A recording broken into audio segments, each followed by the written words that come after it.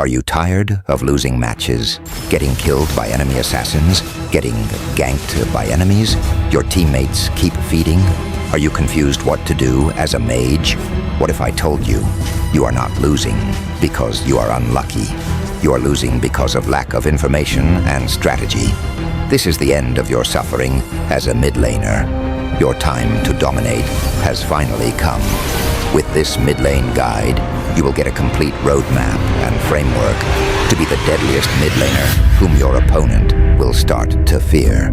This is not another generic mid lane guide. This is the most complete mid lane blueprint ever made for MLBB. I've played Mobile Legends for 6 years, over 20,000 matches, and more than 7,000 of them as a mid laner. I've learned what works best by analyzing my games and other pro players. This video is for the players who want to stop losing and start dominating. If you play mid lane, this is the only guide you'll ever need. So, we all know as mid laner we play mages. But have you ever wondered why? To find the answer, we have to observe the difference between mid lanes and other lanes. Have a look at the map. First of all, the mid lane has the shortest distance, so both you and minions reach the lane faster. Right now, I am going to give you some information. In the later part of the video, you will find out how to utilize this info and control the game in favor of you. The first one is Minion Wave. First spawns at 10 seconds of the match, and it respawns after every 30-second intervals after that. Minion Wave takes 17 seconds to reach mid lane, and 22 seconds to reach other two lanes. So in mid lane, the minions will first reach at 27-second time, then after every 30 seconds, which means 27, then 57, then 127, then 157, like this. As you can see, there is 5 seconds difference of time to reach mid lane and other lanes, so mid laners can clear waves earlier, which gives them scope to rotate fast. But what does it have to do with mages? To find out, you have to observe more. This lane is not just the shortest, also the most vulnerable lane. There are 2 long bushes in both sides. If you overextend or go forward too clear, wave without vision, you might get attacked from 2 side bushes, either by enemy exp laner or by jungler, as mages usually have early game burst damage in skills, longer range, and shorter cooldown. They are more likely capable of staying in safe distance and clearing lane quickly. Then they can rotate and help team securing objectives. That's why mages are best suited as mid laner. So, now you already know a few characteristics of mid laners. You have to clear lanes from safe distance and try to clear the lane fast. This is how mid lane is designed. Another characteristic of mid lane is it has the quick access to the whole map. In the later part of the video, you will learn how to best utilize the characteristics of mid lane and mages to increase the probability of winning the match. What does it take to win a match? Tons of kills, turtles, Lord. Well, you can add a lot of things, but the answer is take down the enemy base before they take yours. Yes, that's something you already know. So design your gameplay in such a way that will make it possible for your team to take down the base of your team. In this video, you will figure out how to design your gameplay to make it happen. First, there is an important thing that you must understand. I see a lot of players do this mistake. They mindlessly go after the kills. But I don't want you to do such things. What does a kill grant you? It gives you gold, gives XP, makes your KDA better. But still, it is not always the best thing to do. You have to calculate the amount of risk involved in the attempt of killing the enemy, and if it really is a positive trade. There are a few things you need to keep in mind before attempting a kill. 1. The vision of all the enemies in the map. 2. The farm level of you and the opponent. 3. The items of you and the opponent. 4. Does your ultimate cooldown time worth that attempt? It is important because the ultimate of mage is very important in team fights. If you use it wrongly, it may affect the teamfight experience of your team. 5. Is there a better objective available at this moment than this kill? Because the Lord may be spawning soon, or your teammates may be gathering for a team fight. You have to be aware of what's happening in every moment. So I hope now you understand going for solo kill might not be the best thing to do.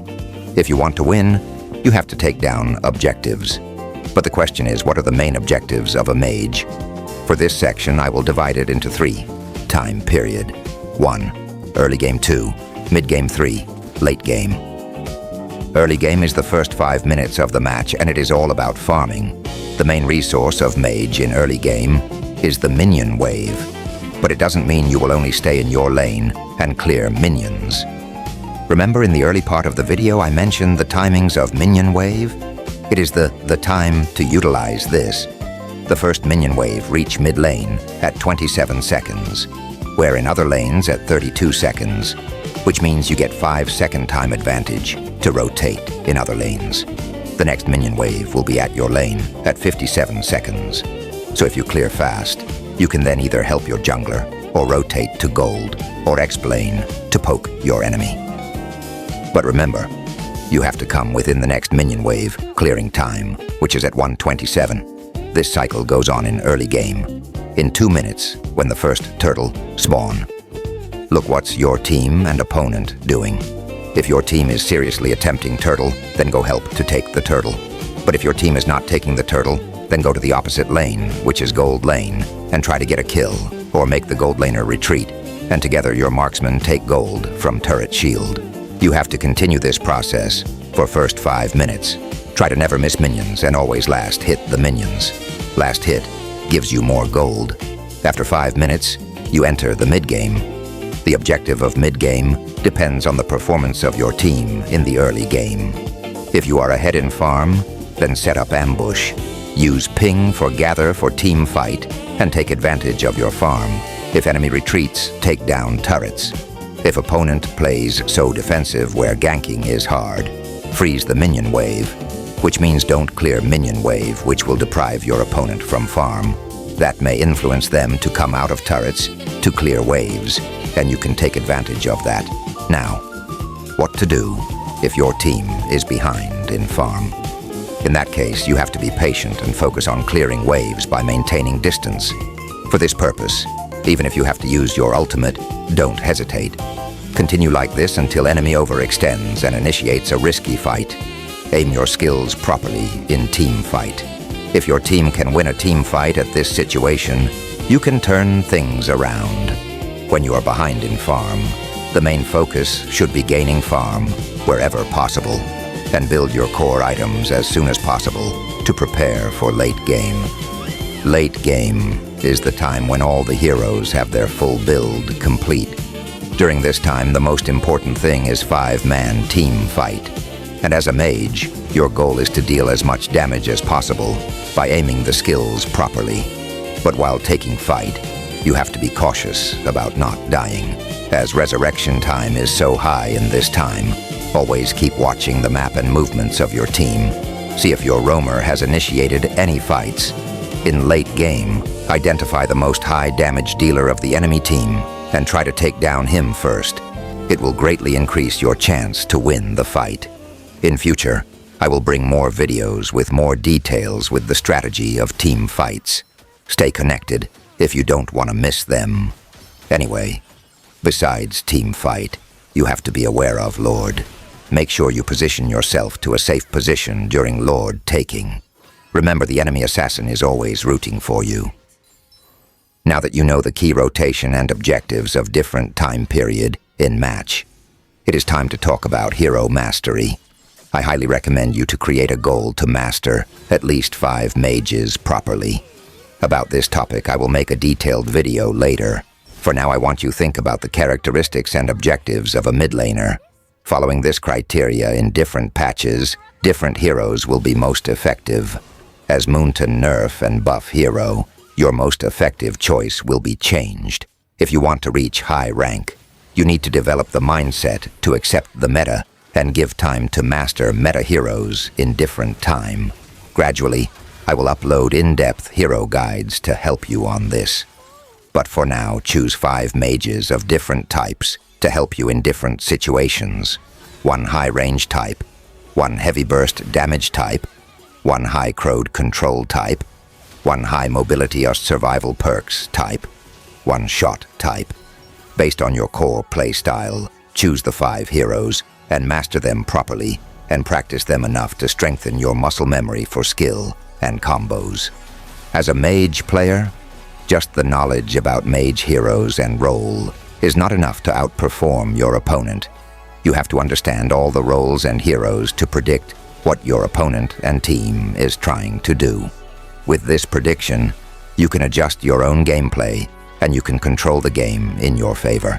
So give time to try out all the heroes of the game, or take knowledge from YouTube or in-game skill description about all heroes so that you know about their skills and what their strengths and weaknesses are. If you know them, you can counter their strategy and outplay them, which will highly increase your performance as a mid laner and greatly increase the chance of winning. You can't achieve this in one day. As you keep playing, you gain experience. However, if you mindlessly keep playing, you won't improve that much.